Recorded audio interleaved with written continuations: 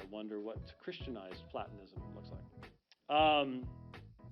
Just an aside there. Philosophic knowledge of the true, good, and beautiful is essential to the development of righteousness and the proper guidance of oneself and of others.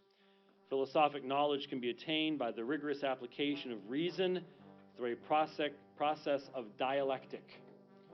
And so you can see some of this in the 17th chapter of the book of Acts, where Paul is invited to come and speak to the philosophers at the Areopagus, and they're always looking for these types of dialogues, this type of dialectic. They want to engage in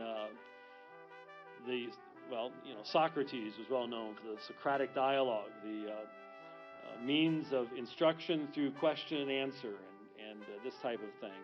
And so philosophic knowledge can be obtained by the rigorous application of reason through a process of dialectic. Humans possess a soul, and it is immortal. So it is often said that Christianity borrowed the concept of a immortal soul from Plato and from Platonism.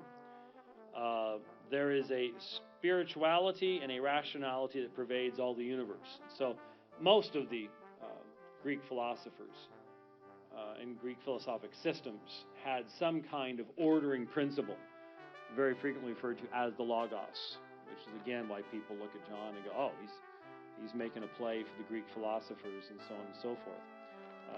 I think ignoring his own background.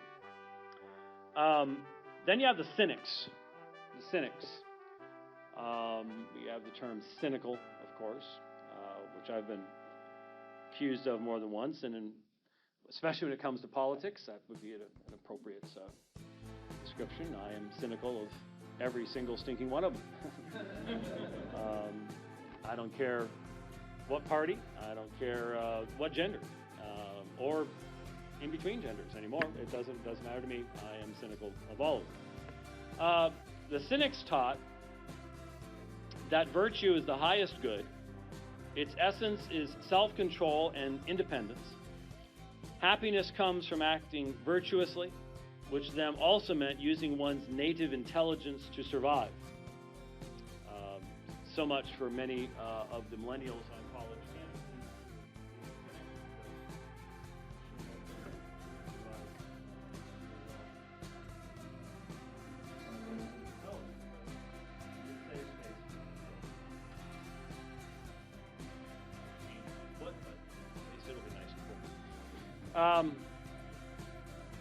They distinguish between natural values, conformity with the rhythms of nature, and artificial values, those imposed by individuals upon other individuals.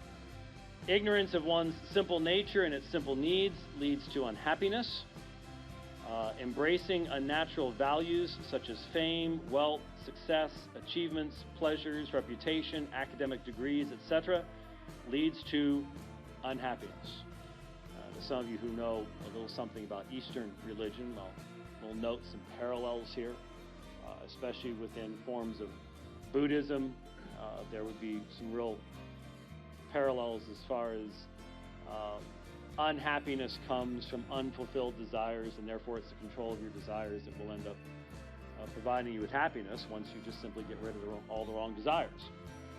And of course, there's something very right to be pointed out. I mean, it's biblical. Where a man's heart is, that's going to be where his treasure is. That's where the heart is. And if you desire fame and wealth and promotion and things like that, and then you don't receive those things, then, well, there's the key to unhappiness, right? So again, there are some parallels there. Desires lead to unhappiness. Individuals should live in a state of nature with a minimum of desires and needs. So the cynic is a person who's living a very simple life, a simplified life. A minimum of desires, a minimum of needs. The individual who wants nothing lacks nothing, as the minimum of needs is like the gods who have no needs to be satisfied. Now, obviously there were understandings of the Greek gods that would have been different than that, in the sense that a lot of the Greek gods had great needs and desires and so on and so forth. But some people would say part of the reason you had the stories of the gods acting in exceptionally human ways were to function as parables as to how we're not to function. So if you see gods, and you'd think, wow, being a god would be pretty cool, but when you see it, the gods have desires, and then their desires become frustrated, and that becomes a parable as to why you should have a great limitation upon what your desires actually are. Obviously, Wall Street and Madison Avenue do not want us to become cynics on this level. This isn't good for capitalism at all. So the individual who wants nothing, lacks nothing, has the minimum needs, like the gods who have no needs to be satisfied. So in general, the cynics were ascetics, antinomians, that is, they were against the established norms, customs, traditions, laws of society, anti-intellectuals, non-academic, non-systematic, highly individualistic. They ridiculed luxury and sensual pleasures and idolized poverty.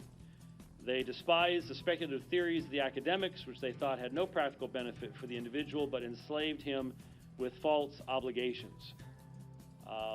So these were the folks that weren't trying to make it in the academy of the day, and instead mocked it.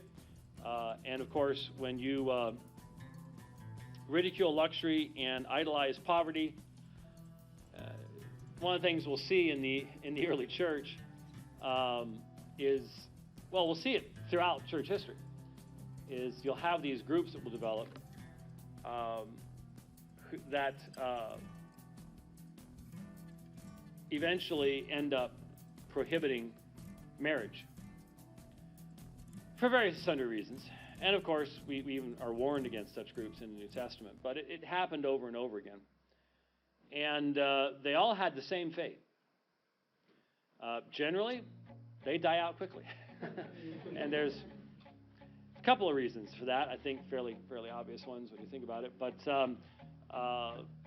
there is always that element in man's nature down through history that embraces the idea that, these male-female relationship things really complicated and a source of all sorts of friction and trouble, and so let's just get rid of all of them. Well, that's not the direction